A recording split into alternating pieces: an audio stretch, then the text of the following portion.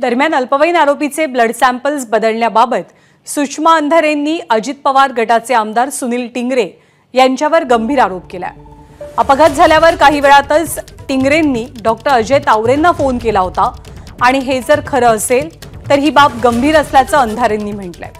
अपघात झाल्यावर संबंधित आमदार पोलीस स्टेशनलाही गेलेले होते असा आरोप सुषमा अंधारेंचा आहे। कुठल्या आमदारांचा फोन आला म्हणजे मी आधीचं जे काही ऐकलं त्यामध्ये काहीतरी सुनील टिंगरे त्यावेळेला घटनास्थळावर वगैरे पोहोचले होते।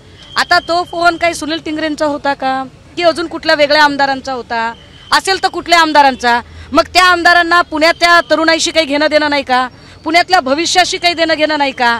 मग अशा आमदारांनी पुन्हा निवडणुकीत मतं मागताना लोकांना आश्वासनं देण्याच्या ऐवजी कामांची यादी सांगण्याच्या ऐवजी ड्रगची पाकिटं द्यावीत। मग आम्ही त्यांना प्रश्न विचारू। एबीपी माझा, उघडा डोळे बघा नीट।